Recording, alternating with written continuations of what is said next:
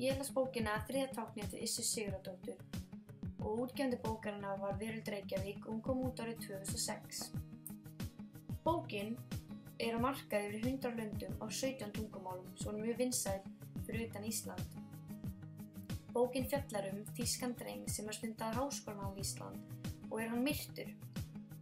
Þóra kemur til sögu sem íslenskur lögfræðingur og hún ráðin af fjölskyldu piltsins til að rannsaka morðið betur, því að þau eru ekki á sama máli og lögreglan þann seka. Vilborg Issa Sigurðardóttir íslenskur rithöfundur og fæddist árið 24. ágúst 1963 í Reykjavík. Hún stúdent úr MR og byggingaverkfræðingur. Hún sendi frá sér fyrstu bók sem var barnabók og það var árið 1983 og hún hét Þar lágu Danirnir í því.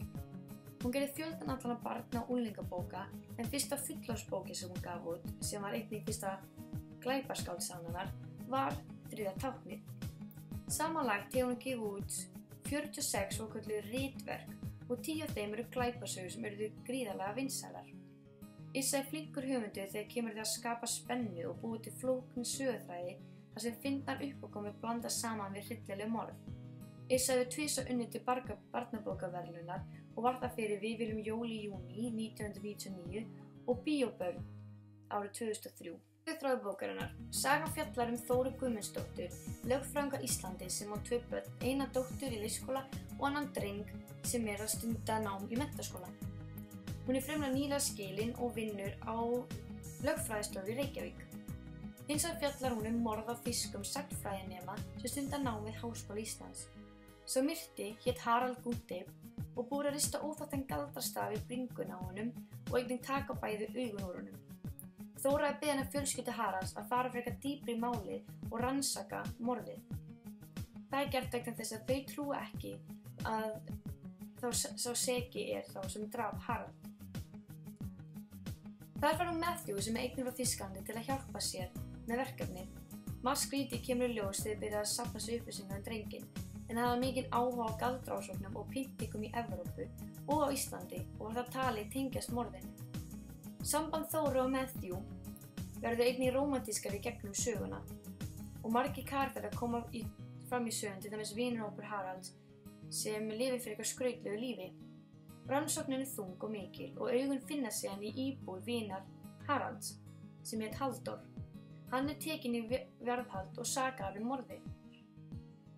Kemur svo í ljós að hann drap ekki vin sinn en var að gera það að hans óskum að taka augun úr honum fyrir galdraþulu sem átti að láta móður Haralds sjá til því hvernig hún kom fram við hann. Þóra kemst svo að því að Gunnar, einn af kennarunum, drap Harald vegna handriti á Nornahamrinum sem Harald keypti á honum fyrir miklu upphæð en hann vildi fá það tilbaka án þess að skila peningunum. Margar persónur koma fram í sögunni og það jafn mismunandi eru margar, en þær eru meðal annars Þóra Guðmundsdóttir, aðalpersónan, Matthew sem fyrrverandi þýsk lögga sem hjálpar Þóru, Gylfi, sonur Þóru, Sóley, dóttir Þóru, Bella ritarinn, Hannes fyrrverandi maðurinn hennar Þóru, Harald Gunther sá myrti, Amelia Gunther, móðir hans látna, Hugi, vinur Harald sem var sakaður morðið, Bríet Marta Mist, Halldór, Andri og Brjál sem vinahópur Haralds, Gunnar, kennar við skólan og morðinginn, Guðrún, sá sem Harald leigði íbúðina sína hjá, Tryggvi húsvörðurinn, Sigga kærasta Gylfa og Markús í lögreglunni.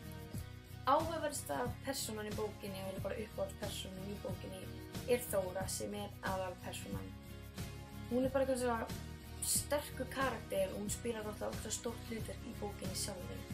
Þetta málaði bara, að vegna þess að hún kvenna í þessari stöðu sem hún sett, gera miklu skemmtilega, því að typufélag eitthvað að hafa myndarlegin karlmann að spila hlutverki hana, en í staðinn hún fertug kona sem nýskilin með 2 börn og það sem hún vandamál hennar að hvenær hún að setja börnin sín í leikskólann og hvenær hún að sækja og hvernig hún að mála sig en innst inni hún bara einhver krafta kona sem getur gert bara hlutin sem hún vill og bara lætur ekki vaða yfir sig. Sagan gerist á Íslandi á hausttíma árið 2005 en út allar söguna þetta bara nokkrir dagar og sem hún merkt eins og dagbók, svo sagan frá 7. desember yfir til 13. desember. Nú ætla ég að lesa eitt atriði úr sögunni. Harald var afbrýðisamur, þótt svo hann væri jafnframt afskaplega hrifinn af litlu systur sinni. Hann hefði verið litla barnið mitt í meira en 3 ár og átti erfitt með að sætta sig við nýja fjölskyldumeðliminn á köflum. Við tókum þetta ekkert alvarlega, bjuggumst við að það liði hjá, tárin ultu niður kinnarnar. Hann missti hana, hann henti henni í gólfið. Hún þagnaði og fór aftur að fylgjast með fuglanum. Missti hann barnið í gólfið? Spurði Þóra og gætti þess að láta ekki að neinu bera. Nettur hrollur læddist niður hryggnum á henni. Hún var 4 mánaða, sofandi í burðarrúmi. Ég var nýkomin inn frá því að versla. Ég fór að losa mig við yfirhafnirnar og þegar ég sneri aftur stóð Harald með hann í fanginu. Raunar ekki beinlínis í fanginu, hann hélt á henni eins og hún væri tuskudýr. Hún vaknaði við þetta brambolt og fór að ambra. Hann skammaði hann og hristi. Ég hljóp að en var of sein. Hann leit bara á mig og brosti.